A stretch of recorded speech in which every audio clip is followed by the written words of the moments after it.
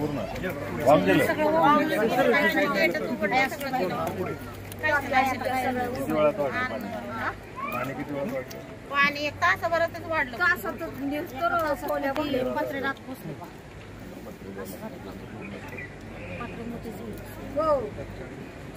भांड सुद्धा राहिले, टाकी बिकी सगळं वाहून गेलं. पुढे येऊन सांगा.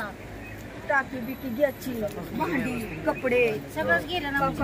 काहीच नाही, असंच बाहेर हाय, असं निघालो. नाही घरात काय करणार.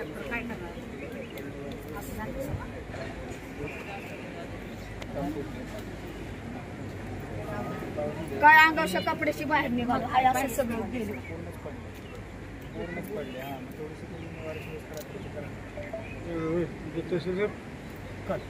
तातडीचे आपलं काय शेवरना बोलले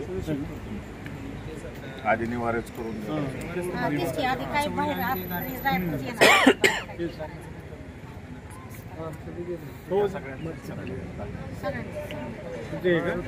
आपण आज फलटण तालुक्याचा पूरस्थितीचा आपण दौरा केलाय. आज दिवसभर आमदार साहेबांनी संजू बाबा आणि आम्ही सगळेजण करतो सगळ्या भागामध्ये. विशेषतः शेतकऱ्यांचं मोठ्या प्रमाणावरती नुकसान झालेलं आहे. बऱ्याच ठिकाणी वड्यांनी आपलं पात्र बदलून शेतीचं मोठ्या प्रमाणावर नुकसान झालेलं आहे. आणि नॅशनल हायवेची काही कामं झालेली आहेत.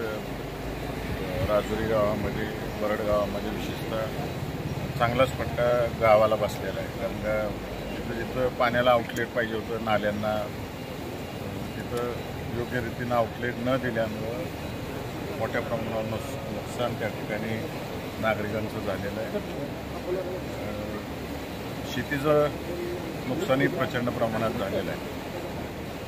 प्रशासनाबरोबर आम्ही दोघांनी चर्चा केल्यानंतर प्रशासन आपले पंचनाम्याची कामं युद्धपातळीवर सुरू केलेली आहेत.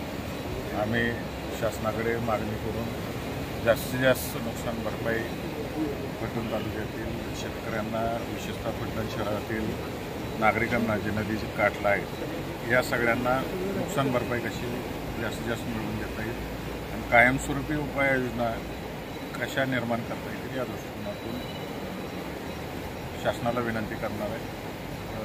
खेडेगावातून बऱ्याच ठिकाणी ब्रिजेसचं नुकसान खूप झालेलं आहे. अनेक गावांचा एकमेकाशी संपर्क तुटलेला आहे. त्या दृष्टिकोनातून सुद्धा मोठे ब्रिजेस बांधण्याच्या दृष्टिकोनातून मागणी शासनाकडे करणार. आपण स्थानिक प्रशासनाला साहेब काय नक्की निर्देश दिले किंवा काय सूचना दिल्या? तहसीलदार साहेबांना सूचना दिलेल्या आहेत की लवकरात लवकर पंचनामे करावेत. ज्या गावातून कमी नुकसान झालेलं आहे तिथले अधिकारी उचलून पुल आउट करून ज्या भागात जास्त नुकसान झालेलं आहे तिथले पंचनामे लवकरात लवकर पूर्ण व्हावे या दृष्टिकोनातून नियोजन करावं. आणि जिथं जिथं पूल वाहून गेलेले, जिथं पूल मोठे करायला लागतील, नॅशनल हायवेचे जे विषय आहेत ते सगळे विषय रेकॉर्डवरती आणायला सांगितले, जेणेकरून शासनाकडे मागणी करताना त्याला काहीतरी पुरावा पाहिजे या दृष्टिकोनातून सूचना केली. फलटणच्या जनतेला काय आपण आव्हान करताल या आपत्तीच्या प्रसंगी? आपत्ती प्रसंगी सगळ्यांनी सावधगिरी बाळगावी. जनतेला प्रशासन काम करते आणि प्रशासनाला जे आव्हान करते त्या प्रशासनाला आपण साथ दिली पाहिजे आणि सहकार्याची भूमिका ठेवून राहिलं पाहिजे. नक्कीच प्रशासन योग्य ती कारवाई करून सगळी मदत करेल.